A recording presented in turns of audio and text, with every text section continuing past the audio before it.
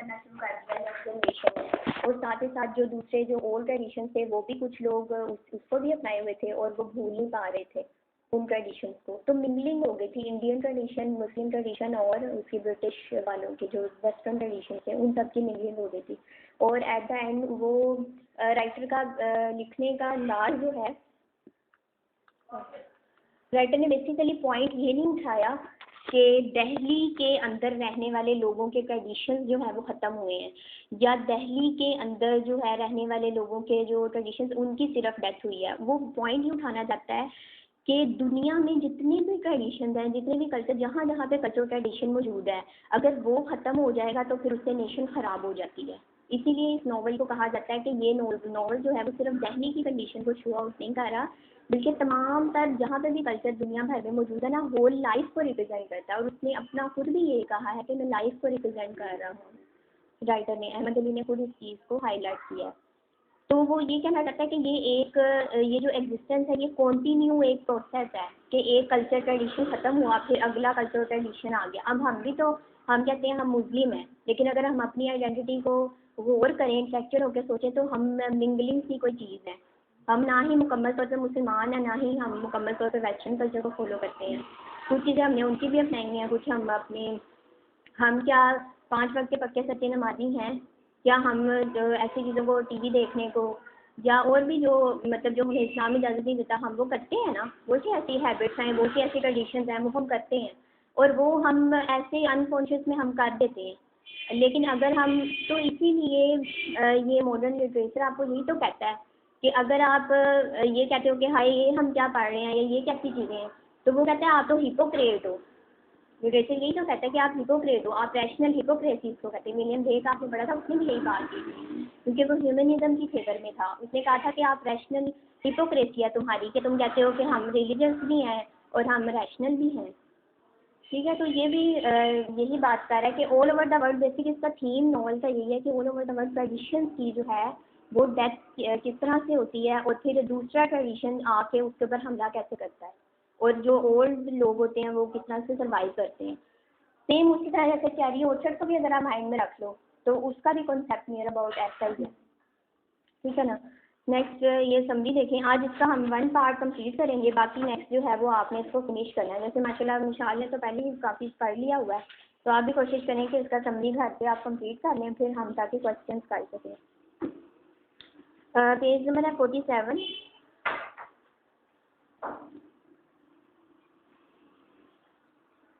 ठीक है, chapter 1। Mir Nihal's house, situated inside the old city of Delhi, is quite a big house, marked by a date palm and a henna tree standing in the center of the compound. ठीक है, मीर निहाल का house है जो कि situated कहाँ पे है, inside the old city of Delhi, पुरानी दिल्ली में उसका घर सिचुएटेड था। Is quite a big house marked by a date palm and henna tree वहाँ पे मौजूद थी। ठीक है, अब ये देखो ये कल्चर को शो कर रहा है ना, डेट पाम की मौजूदगी और हिना ट्री का होना। Standing in the centre of the compound, सहन के दरमियान में ये दोनों ट्रीज जो थे वो मौजूद थे, ये ट्रेडिशंस को शो कर रहे हैं। The house is a typical upper middle class Haveli. House जो है वो एक टिपिकल अपर मिडिल क्लास से इनका ताल्लुक था, एरिस्टोक्रेटिक फैमिली से। Mir Nihal belongs to what is left of the Muslim nobility of India.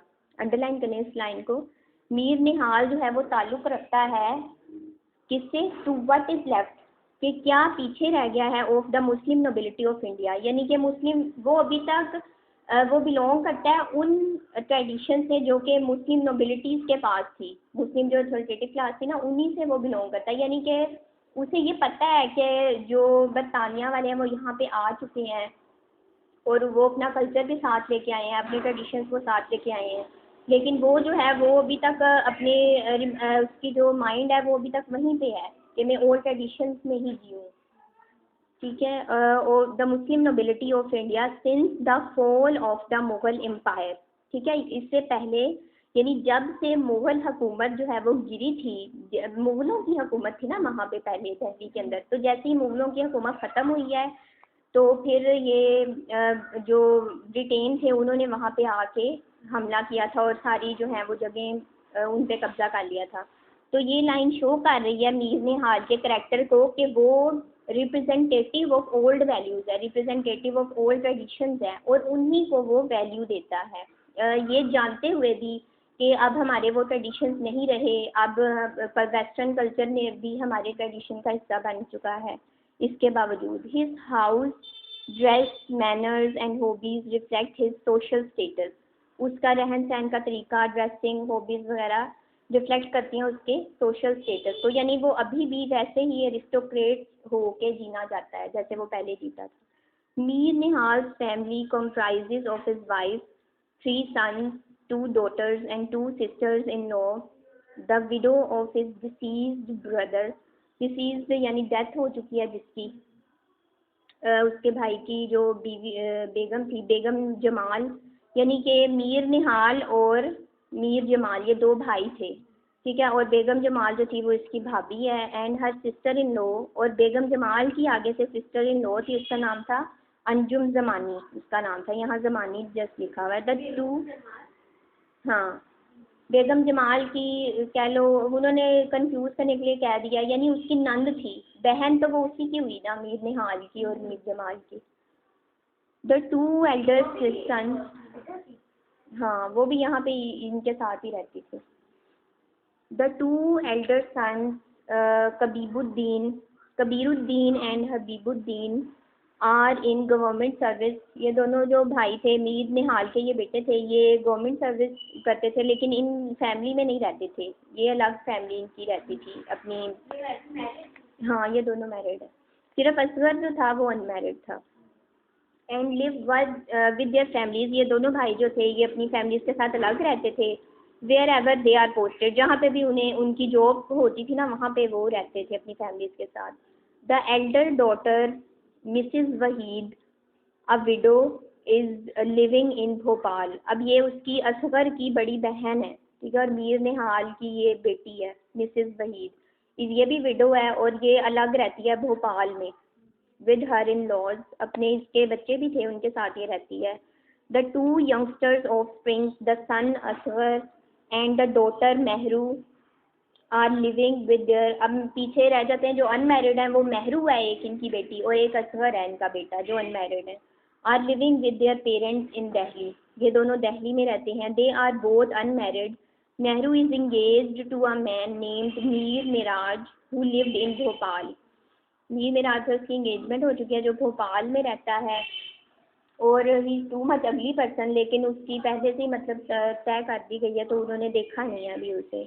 She has never seen him but she is often dreaming of him as betrothed girls do, betrothed का मतलब मंगनी होता है, यानी जिनकी मंगनी हो चुकी है लड़कियों की, वो जैसा सोचती हैं अपने मंगेतर के बारे में, तो ये भी उसके ड्रीम्स देखती रहती है। According to the tradition of the well to do class of the day, Mir Nihal's house is divided into 2 parts, Mardana for the head of the family and his visitors, and Zanana for the ladies and children। Underline करें इस line को, ये भी traditions को show कर रहा है कि मर्दाना और जनाना पोर्शन बना दिए जाते थे। It is a dark and hot summer night, the streets are described except for 1 or 2 beggars and jasmine garland sellers, वहाँ पे मतलब सिर्फ गली में कोई भी दिखाई नहीं दे रहा, सिर्फ जस्मीन फूल बेचने वाला कोई शख्स दिखाई दे रहा है और 1-2 बैगर्स जिस सिर्फ दिखाई दे रहे हैं गली में फिरते हुए।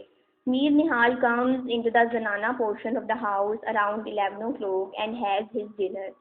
Suddenly he catches sight of a big snake in the pigeon house eating one of his precious Shirazi pigeons. He takes hold of the snake by the tail and kills it.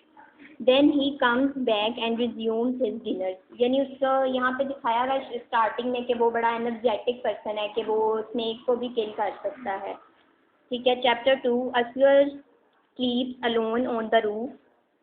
Till recently he had been in love with a dancing girl named Mushtari Bai. But now Bilqis, the sister of his friend Bandhu and sister-in-law of his cousin Ishfaq, is the object of his love. Asghar जो है वो छत पे सोया हुआ है। Recently he had been in love with dancing girl, उसे अनकरीबी मोहब्बत हो चुकी थी मुश्तरी बाई से जो कि डांसिंग गर्ल है, बट नाउ लेकिन अब बिल्किस जो है, ये असगर जो है किस फैमिली से ताल्लुक़ रखता है, सैयद फैमिली से, और बिल्किस जो है वो मुग़ल फैमिली से। बिल्किस से उसे मोहब्बत हो चुकी है सच्ची। The sister of his friend Bandu, जो कि उसके फ्रेंड की बंदू की सिस्टर है, एंड सिस्टर इन लॉ, और वो सिस्टर इन लॉ है किसकी, उसके कज़न की, यानी कि असगर के कज़न इशफाक की वो सिस्टर इन लॉ है, और उसके दोस्त बंदू की वो सिस्टर है। Is the object of his love, अब वो उसका ऑब्जेक्ट है जिसे वो उससे मोहब्बत हो चुकी है। Asghar meets first Mushtari Bai and then Bilqis in 2 separate dreams on that night and dancing with them. Chapter 3, The Resonant Voice of Nisar Ahmad, Muezzin of the nearby mosque, wakes up the people of the मोहल्ला। अच्छा, रिसोनेंट का मतलब होता है loud voice. Loud voice जो है वो निसार अहमद की सुनाई देती है, जो कि मुअज्जिन है उनके मोहल्ला की मॉस्क का। इसको भी अंडरलाइन कर लें, ये भी ट्रेडिशन को शो कर रहा है कि अजान का होना।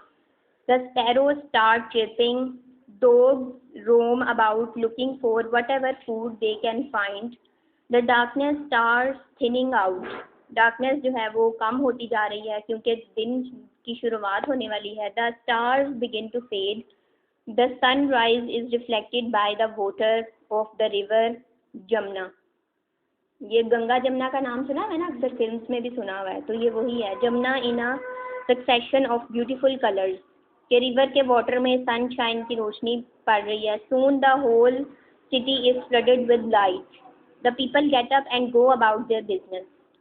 Countless pigeons in the sky reflect the popular hobby of pigeon flying. Underline कर लें इसको। The particular directions of the flying pigeons are being shouted out by their owners, यानी वो जो ओनर है वो ऐसे उनको खुद से पिंजरा खोल देता है ना, फिर एकदम से वो उड़ जाते हैं पूरी की पूरी, वो ग्रुप बना के, ग्रुप की शक्ल में। तो उन्होंने उड़ा दी हैं पिजन सुबह होते ही, सूरज निकलते ही। Beggars of various descriptions go round the streets, अब बेगर्स भी जो है वो स्ट्रीट्स में नज़र आने लगे हैं। Chanting out their several calls and songs, मुख्तलिफ किस्म की वो सदाएँ दे रहे हैं। The peculiar voices of silver leaf making, gold leaf making and other trades mark the start of the working day, यानी कि दिन होते ही नज़र आ रहा है कि हर कोई जो है वो अपने काम में मशगूल हो गया है। इन मीर निहाल्स हाउस, वहाँ पे क्या हो रहा है घर में। The voices of Begum Jamal and her sister in law Bi Anjum, अब यहाँ बी अंजुम लिखा है, वैसे पूरा नाम इसका अंजुम ज़मानी है। आर हियर टॉकिंग, यानी बेगम जमाल जो है वो अपनी सिस्टर इन लॉ के साथ बातों में मशगूल है। Begum Nihal is here reciting the holy Quran, ये भी ट्रेडिशन को शो कर रही है line. Masroor the nephew of Mir Nihal leaves for school. Mir Nihal goes on the roof, Mir Nihal छत पे जाता है and gets busy in the pigeon flying match with his neighbours, और वो नेबर्स के साथ वो जिसे कहना चाहिए ना, वो एक आपस में उनकी एक दौड़ लगवाते थे पिजन्स की, वो साथ वाले नेबर्स के साथ वो मुकाबला करता है अपने पिजन्स का।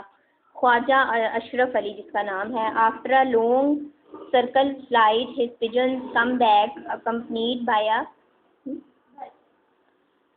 by a few dappled pigeons of a rare variety। अच्छा, circling flight, long circling flight के बाद क्या हुआ है, his pigeons come back complete by the few dappled pigeons. अच्छा, डैपल का मतलब होता है स्पॉट, दागदार होना किसी चीज़ का।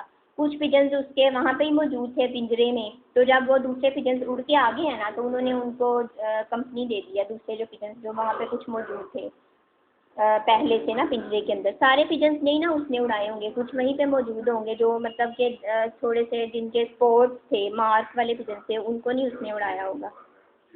Highly pleased Mir Nihal puts the newcomers in another loft and sends his own back for another flight. As it was an unusually hot summer, people who didn't have to earn a living kept indoors, coming out in the late afternoon to visit their friends and do the shopping. Around 5 p.m., though the day was still hot, Asghar come out and left for his friend Bandu's house in the hope of catching a glimpse of Bilqis. अब बिल्किस से क्योंकि वो love करता है तो अब वो उसे देखने के लिए जो है वो अपने दोस्त के बंधु के घर जाता है ताकि वो बिल्किस को देख सके। But luck did not favour him this time. His friend was not at home, neither his cousin Ashraf was around. He could only see Ashraf wife Bilkis elder sister. उसे सिर्फ अशरफ की वाइफ ही वहाँ पे दिखाई देती है। After drinking a glass of sharbat the downcast lover retraced his step back homeward. On the way, he stopped at his friend Bari's house. He found Bari flying a kite. The sky looking full of kites, a riot of colors of every description.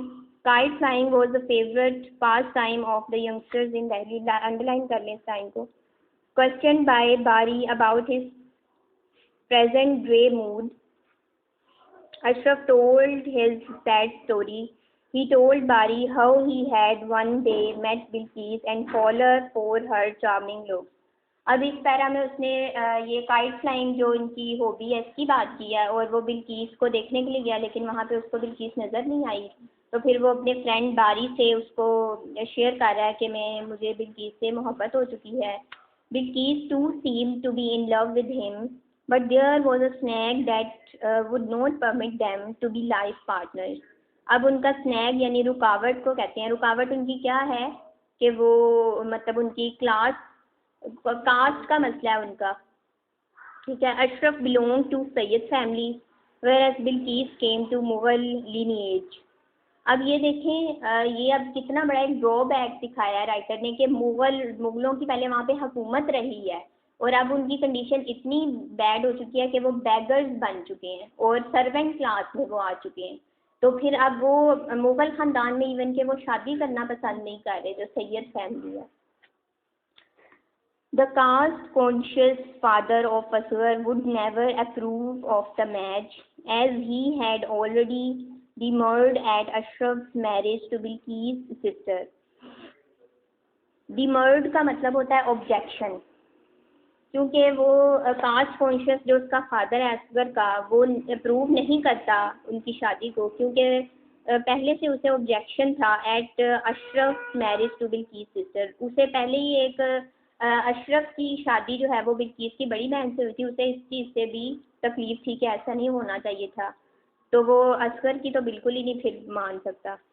It's mean के अशरफ की भी अशरफ क्योंकि असगर का cousin है तो अशरफ ने भी शादी फिर उस फैमिली में की है, मुगल में की है। तो हाँ, एज द अजान for Isa prayer started, Asghar left Bari's house and came back, sadly thinking of his hitherto unhappy love affairs. In order to plead his case with his father, Asghar wrote, hitherto said यानी वो नाखुशी के अंदाज में लिया जाता है या अफसोस ज़दा अंदाज में वो सोचने लग पड़ता है अपनी unhappy love affairs को। In order to plead his case with his father, Asghar wrote to his sister. उसके अपनी फादर के जो उसके प्रॉब्लम था क्लास कॉन्शियस का, उसको मद्देनज़र रखते हुए असगर जो है वो ख़त लिखता है अपनी सिस्टर को, मिसेस वहीद को, जो कि भोपाल में रहती है। उसको अब ये कहेगा कि तुम आके फैमिली को मनाओ कि वो बिल्किस से शादी के लिए रजामंद हो जाएं। Asking her to come home, he didn't disclose the real cause of this appeal, but the tone of his letter made his sister realize that he needed her help urgently. Begum Wahid lived in Bhopal, so far away from Delhi that she could come home only once or twice a year. Being widowed at 19 years में वो window हो गई थी, with a small son and a daughter. She had chosen to stay with her in-laws for the sake of the kids. Mir निहाल यानी हर in-laws यानी वो अपने ससुराल में रहने के लिए इसीलिए वो रहना चाहती क्योंकि उसके बच्चे जो थे। मीर निहाल being the owner of some houses in Delhi and a bit of land in a suburb, was a man of aristocratic taste. इसको अंडरलाइन कर लें कि वो अरिस्टोक्रेटिक टेस्ट उसके अंदर मौजूद थे यानी अभी भी वो उन्हीं ख्यालात में, उन्हीं ट्रेडिशंस में ज़िंदा रहना चाहता था. Besides pigeon flying, he indulged in another of the typical feudal players' lechery. Mir Nihal had a concubine mistress को कहते हैं. concubine a woman named बाबन जान. मीर निहाल जो था वो एक लव करता था women से named बाबन जान, whom he had accommodated in the house in दरेबा बाजार, जो कि दरेबा बाजार में रहती है. To procure her keep, he had bought a partnership in lace making business. lace making की शॉप में उसने बिजनेस भी अपना हिस्सा डाल रखा था उसने, ताकि वो उसको अच्छी तरह से, मतलब कि उसके लिए प्रेजेंट कर सके उसे अच्छे तरीके से, उसको मतलब कि मनी वगैरह के हवाले से कोई मसला ना हो, तो वो उस पर स्पेंड करता था बाबन जान पे. He often came home late at night. अब एट द एंड उसकी ये सारी चीज़ें रिड्यूस होती जाएंगी. He often came home late at night. His attendant in Mardana, a man in 30s, was often absent at night, having a good time with prostitutes. यानी late night वो घर आते थे और प्रोस्टिट्यूट्स के साथ वक्त स्पेंड करते थे लेट नाइट तक. Life inside the house went on undisturbed. Chapter 6. Begum Wahid arrived home soon after she got Asr's letter. बेगम वहीद पहुंच जाती है. It was a happy get together for all at home. Around 10 p.m. Asr got an opportunity to talk to his sister about his problem. For some time the two shared their memories with reference to their mother's nervous breakdown. अब उनकी माँ को कभी कोई problem रही होगी nervous breakdown की ना, असगर की वालिदा को, तो वो उसके बारे में पहले दोनों भाई डिस्कशन करने लग गए. Then after trying a number of herbal preparation and exorcist, she was sent away to live in a lonely house for some time. अब वो ये कह रहे हैं कि उसको हर्बल दवाइयों से उसको यूटिलाइज करके जब दवाइयाँ, तो उसको आराम आया था.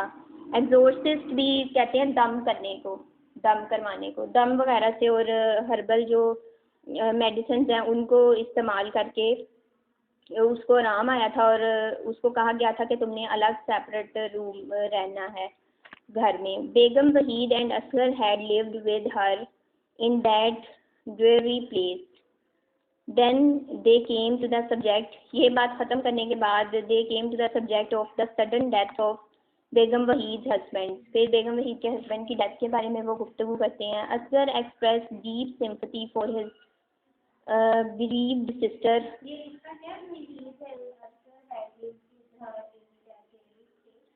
यानी कि उसकी मदर को एक सेपरेट अलग करके रखा गया होगा ना किसी हफ्ते में, कि वो मतलब नर्वस सिस्टम उसका ब्रेक डाउन हो गया है और फिर उसको हर्बल मेडिसिन दी जा रही हैं. तो वो दोनों बहन भाई ये गुफ्तगू कर रहे हैं कि हम उस मतलब कि तन्हा एक जगह में हम अपनी माँ के साथ हम रहे थे जब वो बीमार थी. ये वो डिस्कस कर रहे हैं. And then at last he came to the subject of his own interest. At last फिर वो फिर अपने बहनोई की दुख का वो इजहार करता है, सिंपथी शो करता है, और फिर एट द एंड वो अपनी सब्जेक्ट मैटर की तरफ आ जाता है. बेगम Waheed tried to make him understand the difficulties in this matter, but Asghar told her bluntly that in case he failed to marry Bilqis, he would make an end of his life by committing suicide. कहता है अगर मेरी उससे मतलब शादी ना हो तो मैं सुसाइड कर लूँगा. The sister was horrified. She promised to help him as much as she could. Asghar felt relieved. He heard qawwals singing in a nearby house and saw Hamid, his classmate at Maktab, moved into a frenzy, writhing painfully at the Persian words the qawwals were singing over and over again. अच्छा, move frenzy का मतलब है madness को कहते हैं. विदिंग का meaning है twist about. अब इसमें उसने ये कहा है कि हमीद वो अपने क्लासमेट के पास चला गया और वो क्योंकि पेसिमिस्टिक मूड में था ना, तो उसने कवालियाँ वगैरह सुनना शुरू कर दी जो पेनफुल थी, जिनके अंदर और पर्शियन वर्ड्स में लिखी गई थी. The qawwals were singing over and over. और जो कवाल्स थे वो, यानी अब ये भी ट्रेडिशंस को शो कर रहा है ना कि उस दौर में कवाल्स भी मौजूद थे जो लाइव मतलब कवालियाँ सुनाते थे. असगर तो वो उनके पास चला गया और पर्शियन वर्ड्स में वो गा रहे थे. Asghar knew that Hamid had been in love with the daughter of a low caste woman known as Durgi. ये क्या है? अच्छा, दुर्गी है मेरे ख्याल में, दुर्गी चमरी. अच्छा, असगर जानता था कि Hamid had been in love with the daughter of low caste, के हमीद भी लो कास्ट की किसी लड़की से मोहब्बत करता था. As caste prejudice and religion both forbade his marrying the girl, और उनकी वजह से, प्रेजुडाइसिस की वजह से और रिलीजन की वजह से वो उस लड़की से शादी नहीं कर पाया. His love could not be consummated, उसका जो लव है वो अपने मंजिल यहाँ तक नहीं पहुँच सका, यानी उसमें उससे कामयाबी हासिल नहीं हो सकी. ये भी पहले मतलब का हिस्सा हो, बाद में लोगों ने ट्रेडिशन अपनाना शुरू कर दिए. हाँ, फिर ट्रेडिशन का हिस्सा असल में इसको माना जाता है ना. कैसा जितना रिलीजियस में कई बातें चेंज लाइफ टाइप का वॉल्यूम हो सकता है, पहले ऐसे ही हिस्सा करना. Asghar thought the resulting frustration had turned Hamid into the madman. अब उसे ये याद आ रहा है कि हमीद की क्योंकि लव अफेयर उसका नहीं हो सका तो उसकी वजह से वो पागल हो गया था. As he now appear to be, और अब उसे लग रहा है कि कहीं मैं भी ना हो जाऊँ. Chapter 7. The next morning Begum Wahid broached the topic of the Asghar's marriage in a private meeting with her mother. At the start, he did not tell her mother whom Asghar wished to marry. So her mother told her that she wanted Asghar to marry Suraya, the daughter of her cousin Nasiruddin. She said arranged marriages always worked out well. Then Sayyid Hassan, the husband of Begum Nihal's deceased daughter, came in. He had asked for Mehru's hand in marriage. अच्छा, इसने पहले से महरू जो इसकी sister थी उसके लिए इसने शादी के लिए बात की हुई थी, लेकिन महरू की पहले ही एंगेजमेंट हो चुकी थी तो फिर इसके साथ नहीं हो सकती थी. But his proposal was rejected because Mahru had already been betrothed to Miraj. ये जो था ना सैयद हसन, इसने महरू के लिए ना हाथ मांगा था कि मैं महरू से शादी कर लूँ. महरू जो है वो उसकी छोटी बहन है ना असगर की, तो लेकिन उन्होंने फिर इनकार रिजेक्ट हो गया था इस वजह से क्योंकि महरू की पहले से मिराज के साथ इंगेजमेंट हो चुकी थी जो भोपाल में रहता है. ठीक है, हाँ. When Sayyid Hassan heard of this, he told Begum Nihal and Begum Wahid that according to a hadith of the Holy Prophet. अच्छा, यहाँ हम तो अब हदीस कहते हैं ना, इन्होंने हदीस लिखा. हदाया. Holy Prophet, peace be upon him, there must be an understanding between the couple to be married. Marrying of a girl to an unknown man would be a risk. When he left, Begum Wahid came out with Asghar's proposal to marry Bilqis. Begum Nihal said it was impossible because Bilqis came of Mughal family, whereas the Nihals were Sayyids. Moreover, she said Bilqis' mother was the daughter of a maid servant. कि बिल्किस की माँ maid servant है तो उससे तो शादी नहीं. हाँ, पीछे जो जिसका जिक्र है. When Begum Wahid told her that Asghar had threatened to commit suicide if the match was rejected by his parents, she began to beat her breast that either Bilqis' mother or Begum Jamal had invoked the occult powers to ruin the life of her son. वो कह रहा है, बेगम वहीद कहती है कि उसने अपनी माँ से वो बात करी ना कि उससे शादी करना चाहता है बिल्किस से, तो वो कहती है ऐसा नहीं हो सकता क्योंकि वो डिफरेंट कास्ट है हमारी ना. तो वो कहती है, आगे से उसको बताती है कि उसने धमकी दिया कि मैं सुसाइड कर लूँगा. तो फिर वो ये इस लाइन में कह रही है कि वो अपने ना ऐसे सीना पीटने लग जाती है. वो कहती है कि इसने ना शायद इन्होंने ना किसी ने मेरे बेटे पे टोना वगैरह कर दिया है कि वो इसलिए वो दुखी महसूस कर रही है. बेगम जमाल ओवरहियर्ड द एलिगेशन. अब बेगम जमाल के बारे में उसने बात की थी ना कि शायद बेगम जमाल ने मेरे बेटे को पर कुछ कर दिया है या बिल्किस की मदर ने कर दिया है. तो अब बेगम जमाल क्योंकि उसी घर में रहती है, उसकी वो देवरानी है ना वो। अब ये तो हमने नहीं पढ़ा कि बेगम मीर निहाल बड़ा है, मीर जमाल छोटा है ना, तो उसकी देवरानी देवरानी बेगम जमाल जो वो सुन लेती है एलिगेशन, ये इल्ज़ाम लगाना सुन लेती है। So she came in and asked why her name had been mentioned. Begum Nihal and Begum Wahid told her that they had not spoken of her, कि उन्होंने वो दोनों कहने लगी कि हमने तुम्हारे बारे में कोई बात नहीं की। She went back dissatisfied. Chapter 8. It was a hot and desultory afternoon. Desultory वैसे disconnected को कहते हैं, disconnection, लेकिन यहाँ पे हम कह लेंगे कि मतलब कि थोड़ा सा जिसे कहना चाहिए शदीद गर्मी वाला नहीं, मतलब कि हाँ इस टाइप का कह सकते हैं। देयर वॉज लल इन द एयर। लल का मतलब वो काम होता है, यानी हवा के अंदर कामनेस मौजूद थी। Then suddenly wind storm broke out, और फिर अचानक से तूफान आ जाता है। अब ये ऊपर वाली जो हमने पढ़ा है ना, ये टोनों वाली बात, तो ये भी मतलब उनके ट्रेडिशंस का हिस्सा है कि वो सोचते थे, इस बातों पे बिलीव रखते थे। broke out showering clouds of sand all around. Storm आ चुका था, wind storm. The wind howled and moaned throughout the city. howl का मतलब to cry होता है, moan का भी मतलब होता है weeping, यानी कि एक चीखना चिल्लाहट, यानी कि शदीद किस्म का तूफान आ चुका था शहर में। It became as dark as night all around, और अंधेरा छाने लग चुका था, अंधेरा होने लग गया था। A lantern had to be lit to make things visible inside the house. इतना अंधेरा हो गया था कि विजिबल नहीं हो रही थी चीज़ें घर के अंदर। बेगम Jamal shouted out that a broom should immediately be put under the foot of the bed to stop the storm. अब उनका ये बिलीव था कि अगर हम बेड के नीचे ईंटें लगा दें ना, तो उससे तूफान रुक जाता है, तूफान थम जाता है। हाँ, बिलीव थे उनके, religious believe. This was one of the common superstitions. हाँ, ये कह सकते हैं कि believe on superstitions थे उनके।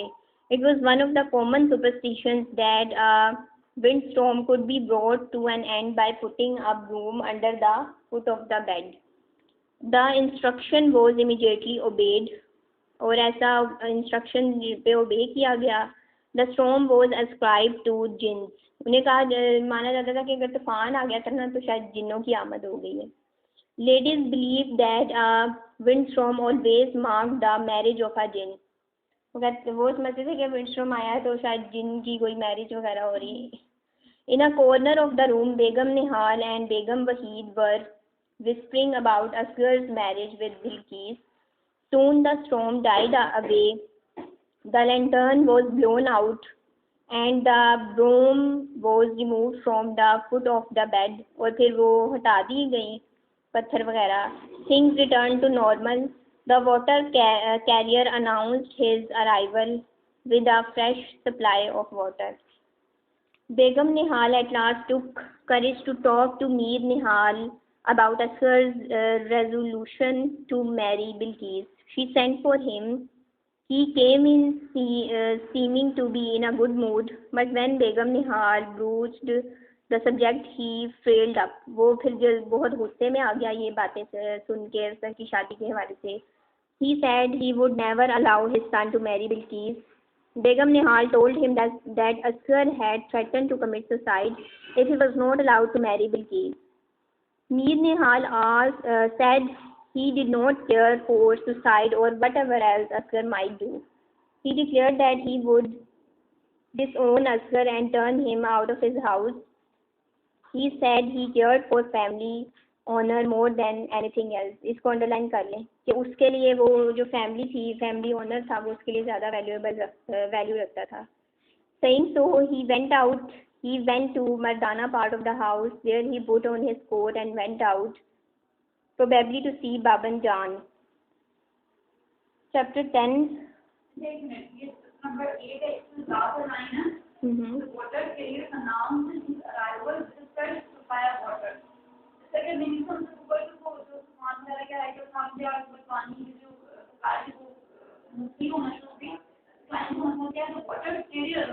हाँ ये हाँ ये होगा कि वहाँ पे मतलब पानी वगैरह का मसला होता होगा ना, तो वो पानी बाहर से आता होगा भर के, तो वो दो पानी मतलब देने वाला, जैसे हमने हाँ जैसे हमने हमने दूध वाले लगवाए होते हैं, तो ये उनका होगा वहाँ पे। अच्छा, Dilchain reported to Begum Jamal but Begum Nihal and Begum Waheed. Dilchain जो है वो उनके घर की सर्वेंट है, वो बेगम जमाल को जो है वो रिपोर्ट करती है, but Begum Nihal and Begum Waheed had said about her while discussing Asghur's intention to marrying Bilqis। वो उसको बताती है कि वो ना तुम्हारे बारे में क्या बातें कर रही थी, दोनों मतलब के टोनों वगैरह की बातें कर रही थी। She came and congratulated Begum Nihal on the arrangement. Begum Nihal told her that Asghur's father was not willing to accept the proposed match. At this, Begum Jamal said that the marriage should be arranged between the ladies.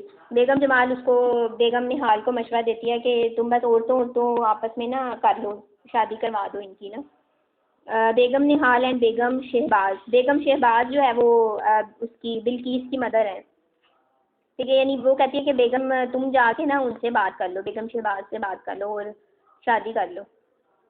Mir Nihal could be soften down later. जब मीर निहाल का होता जाता है कुछ देर के बाद, she offered to accompany Begum Nihal to Begum Shahbaz house. अच्छा, वो ऑफ़र करती है कि ये अब जो है ना बेगम कौन सी थी, हाँ बेगम जमाल उसको मशवरा देती है कि तुम ना एक दफ़ा मुलाकात करो। बेगम निहाल को कहती है कि तुम बेगम शहबाज के घर जाओ। Actually she wish to square account with Mir Nihal who had demurred at Ashraf's marriage to Bilqis elder sister. Demurred का मतलब पीछे भी मेरे ख्याल आया था, यहाँ पे वैसे तो इसका मतलब सीरियस है, आया था ना। चलिए, अच्छा उसका यहाँ पे असल में वो उसको जो बेगम जमाल है ना, उसको कोई हमदर्दी नहीं है बेगम निहाल के साथ। वो बस अपना गुस्सा ठंडा करना चाहती है, क्योंकि वो उसको इस बात की तकलीफ होती है कि मीर निहाल ने जो है वो अशरफ की शादी भी ना होने दी थी। अशरफ फिर इसका बेटा होगा, क्योंकि असगर का वो कज़न है ना, असगर का कज़न है। तो वो उसको इस बात है कि मीर निहाल ने गुस्सा दिखाया था ना उस वक्त भी, अशरफ की शादी नहीं होने दी थी, तो इसलिए अब वो उसको भी कह रही है ताकि इनके घर में भी मसले मसाइल बन जाए, उसको आगे कह रही है कि जाओ तुम उसके घर रिश्ता लेके। And had often expressed his displeasure with this match.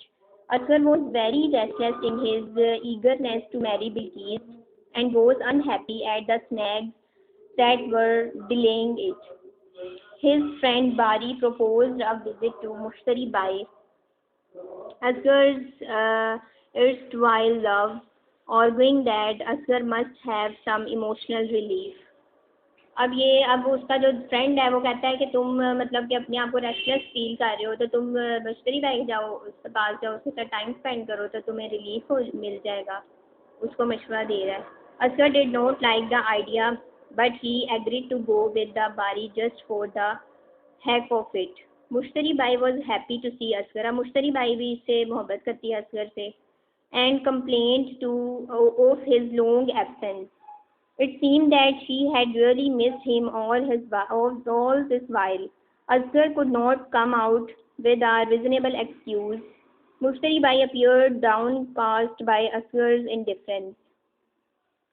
She seemed to be really in love with him, but Asghar had almost given her up. वो उसे छोड़ चुका था। मुश्तरी by entertained the two guests with a beautiful poem of Bahadur Shah Zafar, which she sang wonderfully well. Then she served them pans made with her own beautiful hands. When they were leaving, Bari told her that Asghar had fallen in love with Bilqis.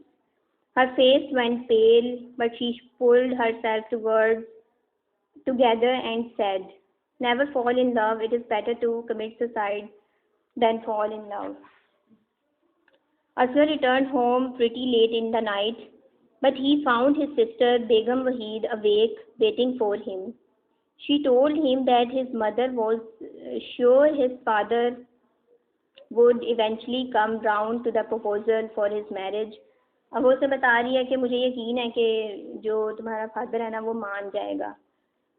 In the meantime, she advised him to go with her to Bhopal. वो कहती तुम मेरे साथ भोपाल चलो and stay there with her for some time to forget his worries. Next morning, Begum Nihal went to Begum Shehbaz to get her consent for the proposal of Asghar's marriage to Bilqis.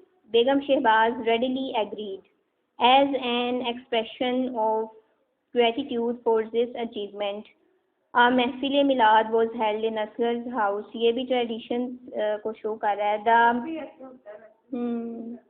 The महफिल started after Maghrib prayers. The room was tastefully decorated and perfumed for this glorious occasion. वहाँ पे decorate किया गया था घर को. Asghar recited some verses from the Holy Quran and then narrated some moving events of the life of our holy Prophet, peace be upon him. Then all the audience stood up respectfully as Asghar recited the concluding naat of the Mahfil Milad. Shams and Mansoor also joined in at the end of the Mahfil. Sweets were distributed among the audience. Finally, they all prayed for the welfare of the household and dispersed. Begum Wahid started getting ready to leave for Bhopal. Asghar had consented to go with her and stay there for some time. It had been very hot this summer. Then suddenly relief came in the form of clouds. A pleasant drizzle enlivened the atmosphere. People started going out for picnics at the usual spot, Okhla and Qutub Minar etcetera. मतलब वो मौसम अच्छा हो गया और लोग जो थे वो पिकनिक्स वगैरह मनाने के लिए निकल पड़े. Particular songs of the rainy season, Sawan के गीत were heard all around. Begum Wahid made a tearful departure from her parental house. Asghar was happy to go with her. As he sat in the train, he felt relieved of the depression that had been engulfing him for several days. He realized that nature was more kind to him than he had always believed.